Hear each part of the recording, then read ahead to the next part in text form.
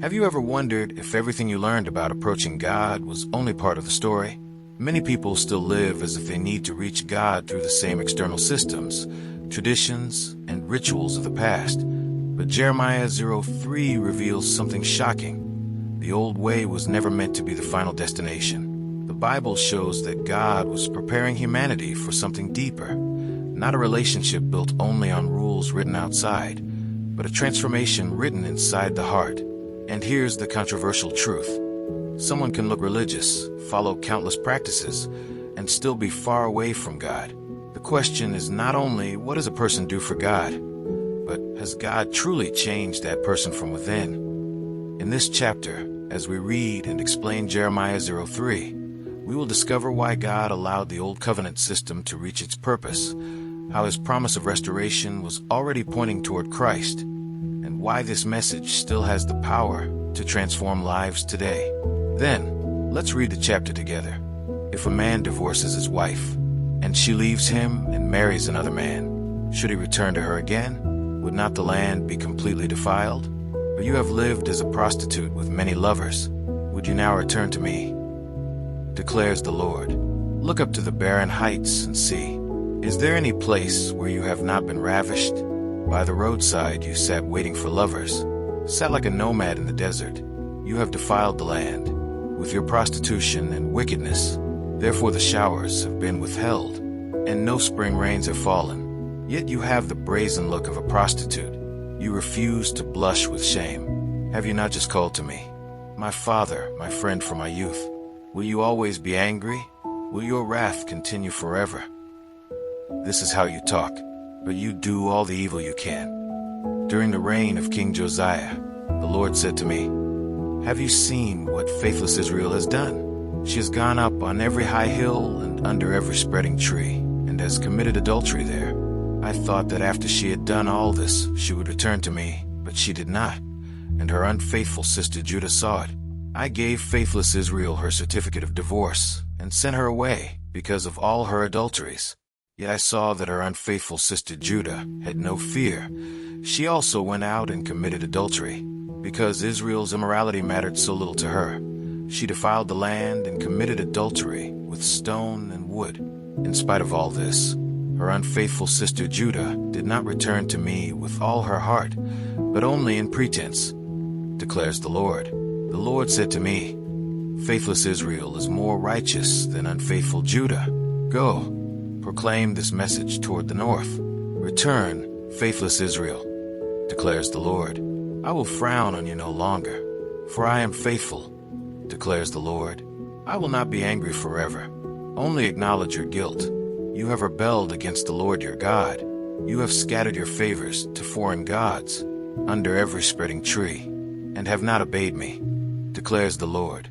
Return, faithless people, declares the Lord.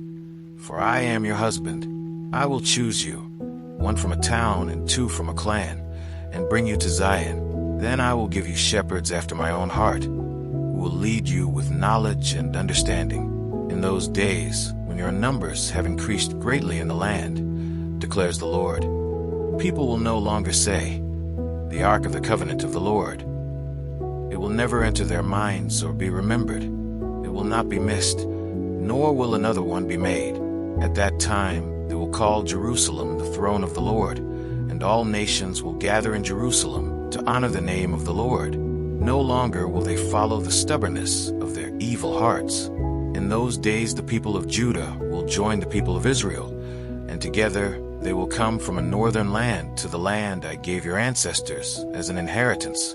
I myself said, how gladly would I treat you like my children, and give you a pleasant land, the most beautiful inheritance of any nation. I thought you would call me Father, and not turn away from following me.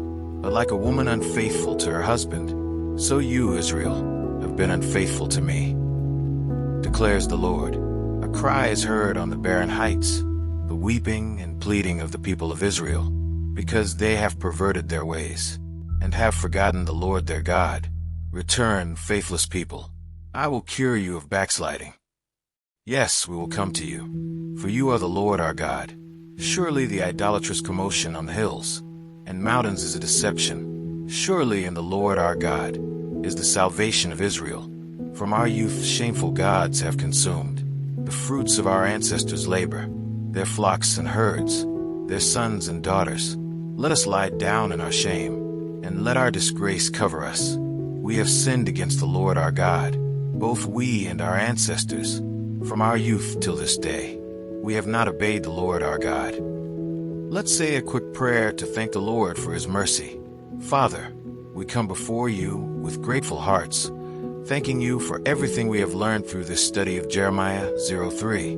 Thank you for reminding us that you are not looking only at what we do on the outside, but you care deeply about what is happening inside our hearts. Thank you for showing us that your desire has always been to restore our relationship with you. Lord, help us not to become people who only know about you, but people who truly walk with you every day. Remove from our hearts anything that takes your place, and teach us to recognize the areas where we need to surrender, change, and grow. Give us the wisdom to apply these lessons in our decisions, our relationships, and our daily lives. Father, we are grateful because your forgiveness is greater than our failures, and your love is stronger than our past. Help us experience the renewal you promised, and guide us to live with a heart that seeks you sincerely. May the knowledge we gain today not remain only as words, but become a transformation that reflects your character. Thank you for speaking to us through your word. Continue guiding us, teaching us, and helping us become closer to you each day. In Jesus' name we pray. Amen. Jeremiah 03 leaves every person with a powerful question. Is the relationship with God being built only on appearances, or is there a genuine transformation happening inside the heart? The message of this chapter is not simply about the mistakes of Israel and Judah.